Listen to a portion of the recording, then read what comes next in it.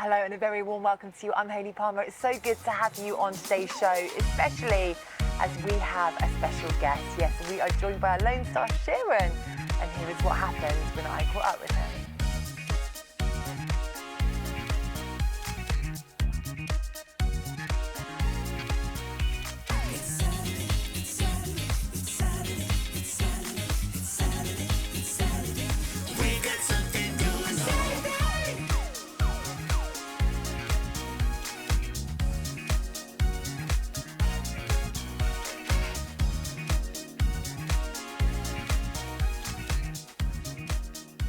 Jethro, it is great to have you here, also known as Alonestar, I have to point that out. How are you doing? I know you've had a long journey down from Bristol, haven't you? Yeah, it's been a long day long morning. There was some serious traffic congestion, which is weird because how do you get congestion on trains? Like, do they not know how many trains are coming and going? But yeah, slightly late, so sorry about that, but it's a pleasure to be here and thank you for having me on. You're so welcome. And I know you have been so busy recently, haven't you? Yeah, super busy. I've got 2 albums coming out I'm working on, and I'm producing, because I'm a producer as well as a singer and rapper. For those that don't know, my first one's called Vutar. It's a name that I used to call my mother when I was a child. Aww. I saw it on a sign when we were on holiday in Greece, and I just called her Vutar until I was 10 or something. Really? Yeah. So it's kind of dedication to my mother, Vutar. So that's coming out, and it's very conscious, spiritual, and it's just about loving your mum, basically. And that's how I got into hip hop, because Tupac is. I did a song with him after he passed. So the tattoo's here. But I heard a song called Dear Mama from Tupac, and I saw it on the box on a video, and it was just amazing to see that there's this tough guy image that's also can rap about loving his mum. You know, you couldn't get more kind of gangster than Tupac, can you? And you know, he just loved his mum, and then I thought, okay, cool, like, and that's kind of what got me into rapping, or poetry and things like that. So yeah, that's the first project, and I've got a new project called Trap Tape featuring some big mega stars, Juice WRLD, who passed away, R.I.P. Juice, NBA Youngboy, Lil Durk, Nipsey Hussle, so some big names in the hip hop world. Obviously, I'm doing songs with Macy Gray and Ed Sheeran. Well, not obviously, if you don't know me. Yeah, obviously. But I've got a single with Macy Gray coming out called Hit the Floor. Yeah. I'm going to see her. She's at Ronnie Scott's on the 5th and the 4th of June. So next week, going to be meeting up, and we're going to start the rollout for that single. Yeah. I've also got a new single with Simon Webb and featuring 50 Cent. So that's going to be a banger. Yeah, that's going to be cool. So I wish I had the video for that one. And I've also got one out right now featuring Eminem and Kayla Kelly called Rise Again. So there's a kind of AI video to that, so I'm not sure if it's like going to be worth showing it on this show, but it's a cool animation video. Wow, you have been busy. Super busy. So every day I'm writing. I was writing on the train coming up here on my laptop. Yeah, you're always lyrics, kind of thinking, yeah. And I've got ADHD too, so that makes it even more like hyper-focused and things. So it's your superpower, right? Yeah, that's my superpower, is my ADHD, hyper-focused, but just on one thing. So if you look around me, you'll see like pizza boxes and like everything. And my dogs. Relatable. My Ken Corso dogs just had 11 puppies. Oh, yes. So I'm a granddad looking after my daughter. Well, not my daughter. My daughter's my dog. She's like a daughter, and she's just given to 11 puppies. You should go to my Instagram. Yeah, check out the link right we might be able to get a photo here. Actually and put it on screen. Yeah, check them out. They're so cute, and honestly, I wouldn't be able to give the puppies up. That's the problem. That's my problem. It's going to be. I want all 11. I want to get a farm and keep them all, because they're all different colours as well. So they're so cute. So my dog's called Frida, and I've got a song coming out named Frida as well, just about she's my companion, and she's kind of like... Dogs are amazing, aren't they? They're better than people. Yeah, I'm more of an animal lover. I used to have 2 monkeys when I was 14. Oh, really? Little ones, yeah. I rescued them from people in around. There's a magazine called Cajun Avery, and they would be in there with like rare snakes and things like that. So I've always loved animals. Yeah, I'm a huge animal lover. But you really, yeah? Oh, yeah. Yeah, only one dog, but if I could have more, it's hard in London though, isn't it? Or isn't it? No, to have more than one dog is one. Oh, yeah, absolutely. What dog do you have? I have a cockapoo. Oh, do you? Yeah, but she lives with my mum and dad. She's probably watching now, actually. Hi, cockapoo. Hey, Suki. Suki. Suki, yeah. Oh, my God. I had a dog called Tuki. Did you? Yeah, it was a Cocker Spaniel. Oh, Yeah, there we go. that's crazy. That is crazy. There we go. That's mad. Mum, if you're watching, remember Zooks? Well, we're going to go into your first song today. Now, I know this is a Okay. really special song, isn't it? It really is. Yeah, this is my daughter Skylar Rain. She's very beautiful. I've seen pictures. Oh, she's a beautiful girl. She's just turned 21. So, and she's a great singer as well. She's on my song with DMX. Which is brilliant. She's starting to sing, but she wants to go into the more writing and publishing side and writing for other artists. But yeah, that's another story. This is when she was 3 years old. There's certain things that happened that I explain in the music video, but it's called Skylar Rain. Her name's Skylar Rain Sheeran. It's a beautiful name. And yeah, check it out. Skylar Rain by Lone Star. I wrote and produced this, and it was filmed in East London. Little anecdote is, if you look carefully, you'll see my little cousin Ed Sheeran smashing up a car. And my Uncle John, his dad, plays a homeless person by the fire. So check out the video and see if you can spot Ed Sheeran in that video. Oh, okay. I would love to do that as a competition, actually, but that'll be for another day. But this is way before he was doing the music at all. Wow. So, okay, well, check that out. So check out I'll Skylar see you Rain. after this.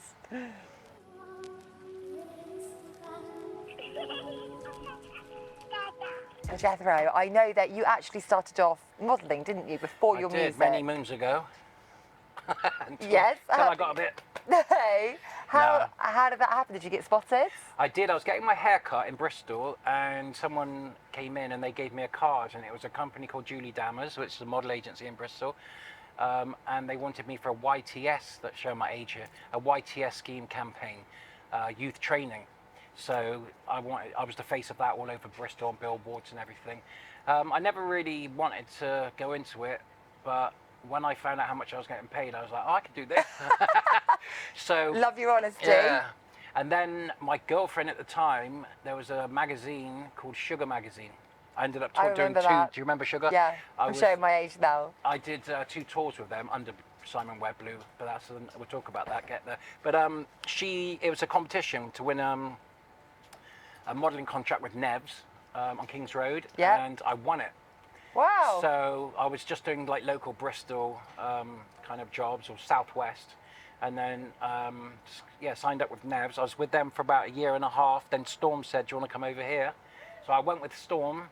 But they're too editorial, so the modelling, because I'm 5'11", I'm quite short, so going on catwalks with girls like yourself on heels, they'll be a bit taller than me, so I never really got the kind of fashion. And at the time, you know, they go through these fashion stages. Yeah. At the time, I was in Milan, and it was like all the top models looked like ugly women, sorry, kind of thing. Not to be like weird, but just like, they just had like straight hair, really big noses, and a really really pale, really skinny, and kind of like, so they looked like strange women, but they were very androgynous, which was in look, and I just wasn't that. I looked like a rugby player boy next door, so I left Storm. I went to MOT for years. Oh yeah, I remember MOT. Yeah, and they were brilliant. My booker Kate, love you Kate, you made me a lot of money, and we had such a great time. Did loads of TV commercials. I was doing Walker's Crisp, Nescafe. Wow. Just like you could advertise alcohol and cigarettes then, and Coca-Cola. I remember a story where I booked a Gillette, it's called. It's a white cigarette back in the day, and it was like $5,000, which was a little bit that back then. Not amazing, but it was just about flying to Paris to shoot this commercial.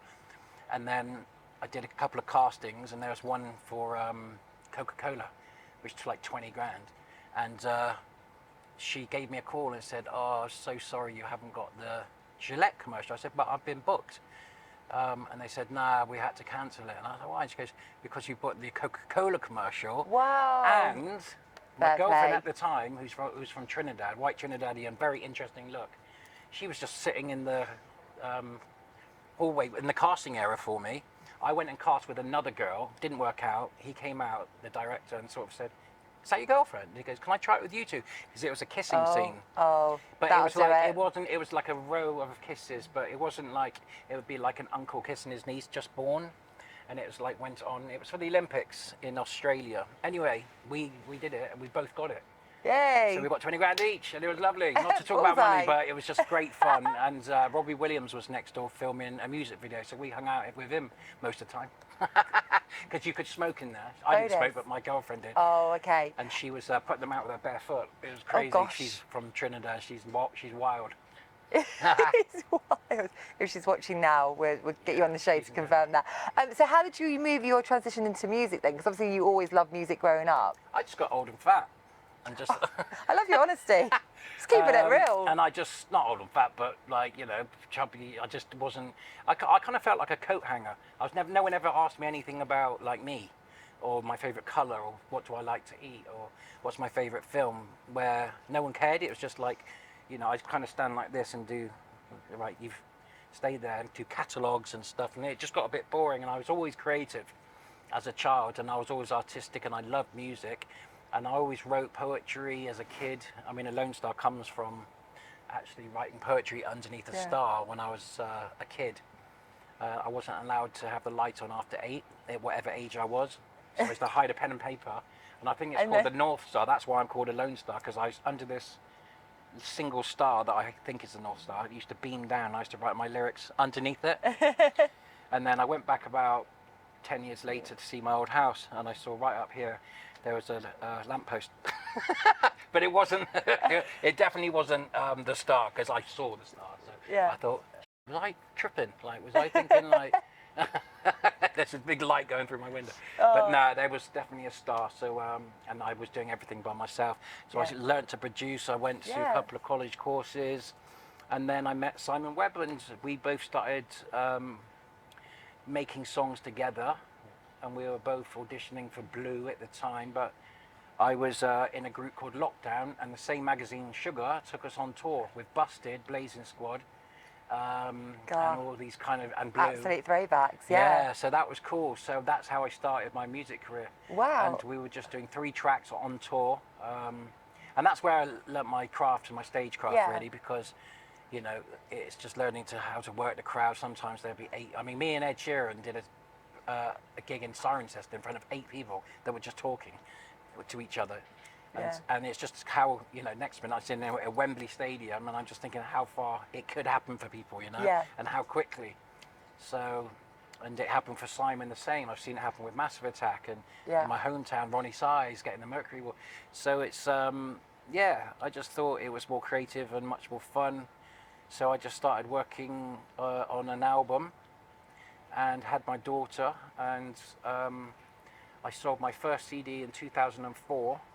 So I became a professional, because I actually made money in 2004. So I've never looked back, and now I do film scoring and all sorts of different things. And it's just kind of in your blood, isn't it? Yeah, I mean, I produce everything, and I'm kind of singing more now. So that's cool, because I've always sung, but not, you know, I've always been into the rap kind of thing, but not like the hard, tough gangster rap. It's more conscious, and like, I lived in Trinidad for 7 years, so it's got a Caribbean pulse to it, I'd say. Okay. Well, we are going to actually play out a video that a little birdie told me that you're in, right? What's that one? Blue. Flyby. Flyby.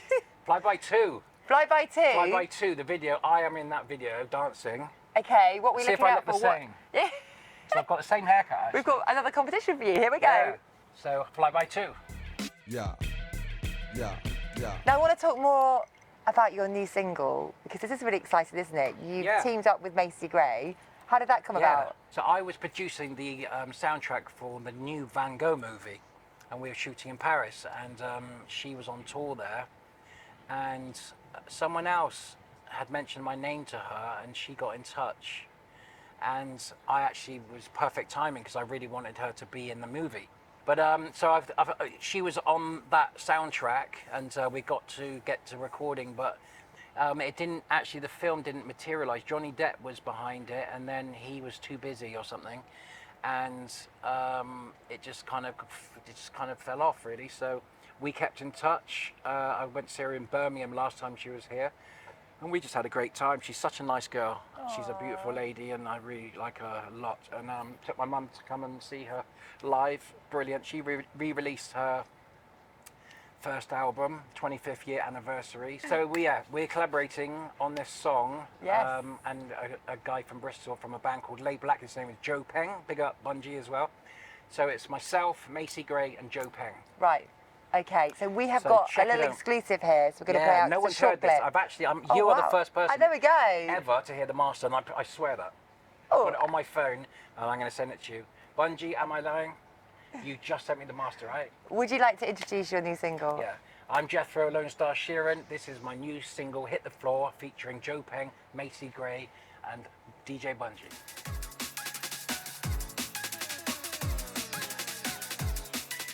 Okay, we have some questions from some of our lovely viewers at home. Hi, guys. Sean says... Thanks for the questions.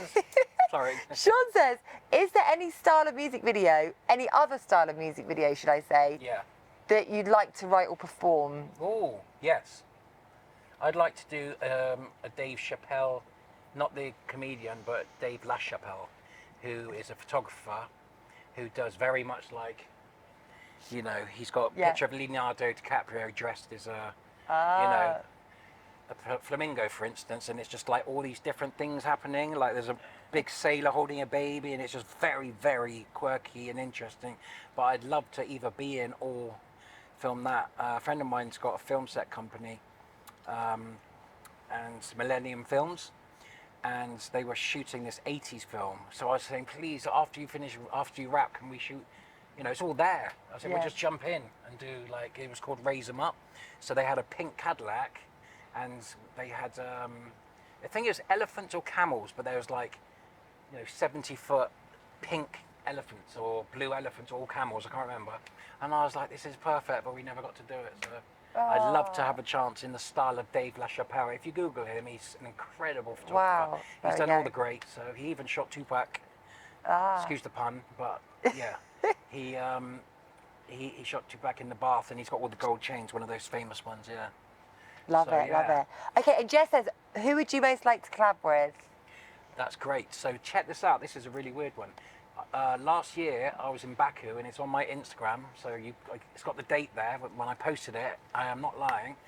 I was asked that on the red carpet, and I was performing, headlining a show there. Nicole Schertzing was doing it, Jason Derulo, so it's kind of like, you know, bigger people than myself. And so they were like, who do you want to, thinking I might say one of them, but I said, alive or dead, and they said either. And I said, I would love to do a song with Eminem, Bob Marley, and Tupac Shakur. And now I've got all three of them. That's manifestation. That is. So we Bob love manifestation. Marley came to me it's called The Lost Tapes, which is another story, which we probably don't have time for, but I'll tell you after, because it's an incredible story. So I have some files of Bob Marley that someone's found in a skip. And they were found in the bottom of the basement of a hotel where he recorded, you know, 2 years before he died or whatever. So no one's heard them, and I'm producing them, and I'm featuring on them. So I'm going to be on a song Bob Marley. Well, I've already written my parts and stuff. Tupac's out now. That's why I got this tattoo, because it's called. As soon as it was released, I got this Tupac tattoo. And Eminem fell on my lap. I couldn't believe it. I was like, oh my God, I'd love to work with Eminem because his wordplay. But he, you know, listening to his rap first really helped me, because I had to step up my game. It took me about 2 months to write, like 16 bars. But that's out now. It's called Rise Again. I've got a great singer from Bristol called Hayley Kelly featuring on it. So, so that's a really good question. So now I'm kind of like, who would I like to? I've already done Macy Gray. I think someone like Anthony Hamilton is one of my favourite singers. He's more of a kind of like, I love his voice. But if we're talking Mazzy Star, I've collaborated with Massive Attack already. That was really good. I actually shared the mic with Amy Winehouse at the Elephant Pub as well. Whoa. We were on, it was a open mic night before the Beehive. Her hair was long down. No and way. we were like that. So, that's an incredible story. Yeah, so I love Amy Winehouse. I wish she was around so I could do it with her. But my favourite collaboration at the moment would be Ray. So if you're watching this, Ray, I think you've got an amazing voice. You're a beautiful person. You look great, and let's work. And on that note, here's Ray.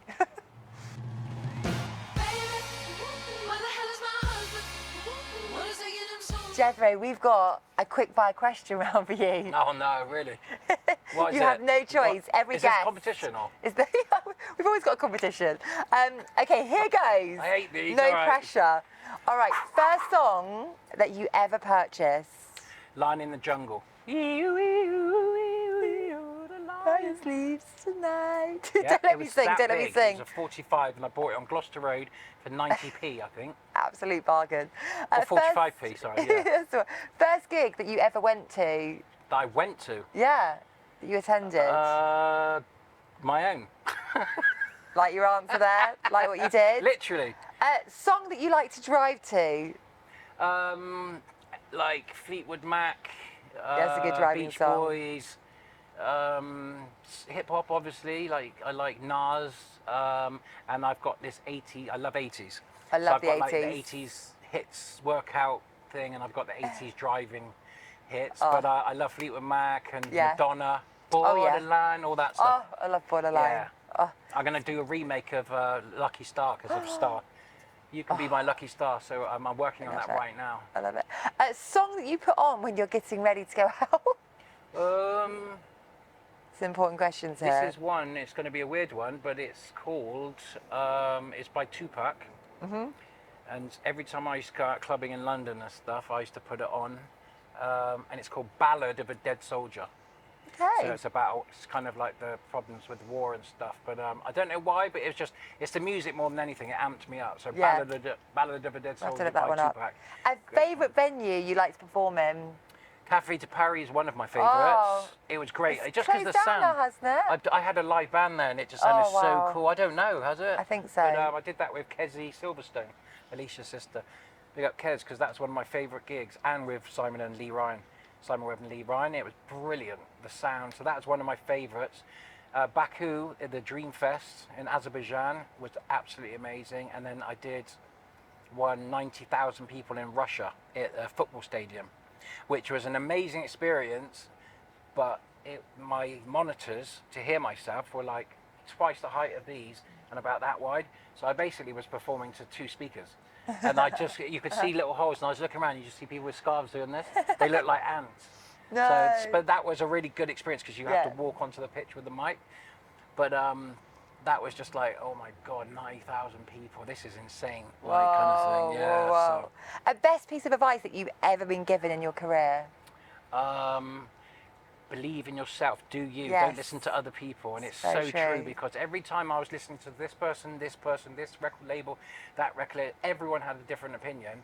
And I thought if I stick to what's deep in I believe in my heart and just do what I want, because then it's going to be real.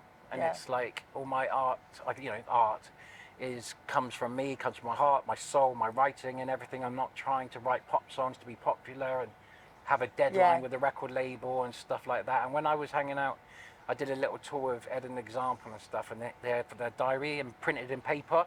And it was like July, and the next day off was Christmas Day. And I just hated that. So then I made a choice to be independent.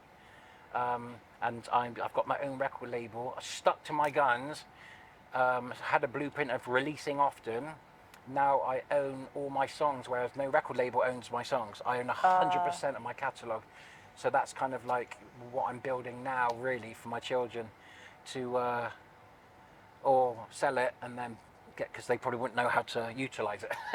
Skylar, I'm going to teach you. Look in your heart and see if what you're doing is really real and it's your own art. And don't compromise. There's always a conflict between business and art, and don't let that come between it. It's very difficult, so I've made the choices for the financial business side as well, but mostly I do it for the art, because if you're fulfilled, happy and at peace, most of these pop stars are unhappy. They're traveling they're on a tour bus and a plane, and they never get to see China, and they're just there, and then they can't go out because everyone's going mobbing them. So I like this kind of massive attacks, sort of fame and careers. I think it's just so steady, and if they want to go to the Brits, they can. If they don't, if they want to date Kate Moss, they can, or they can just go down the pub. And no one's going to go, oh my God, massive attack. So it always comes back to the pub. Yeah, always. The next song Yes. is one of your songs. Okay. Just talk the audience through a little bit about this. My next song, video, is called Skibby Bop. So I was living in Denmark for 6 years, raising my daughter and dogs, and just living in a studio basically. And the town I lived in was called Skibby, and I was joking around with my daughter doing a bop, so we called it the Skibby Bop. So it's we got some kind of well, it's not actually animation, it's real puppets in the video, so it's called Skibby Bop, and I wrote and produced everything. It's me in the whole thing, and it's got a couple of little, check it out because it's got a few things that you might remember from other songs. It's got like interpolations of some Blackstreet and some Dr. Dre and stuff. So it's one of my favourite written songs, as in wordplay and double, syllables, and the way I'm rapping and stuff, hit it with a rhythm and it's like I really like that song. And when I perform it live, it really, people go crazy for it because the chorus slams, and it's like, dude, it's Skibby Bop, you can't gonna did it, we're gonna did it, and everyone goes nuts for it. Yeah. Here we go. Here we go, Skibby Bop, check it out.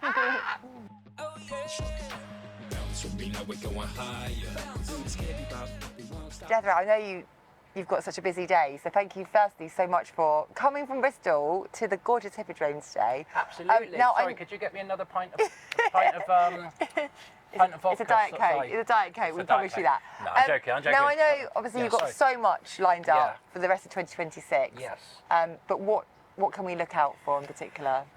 So I'm gigging less because I have the puppies, which is kind of choice. I'm supposed to be headlining Cannes Music Festival called Me Cannes. If anyone's into music, you should go. It's amazing. I headlined it 2 years ago.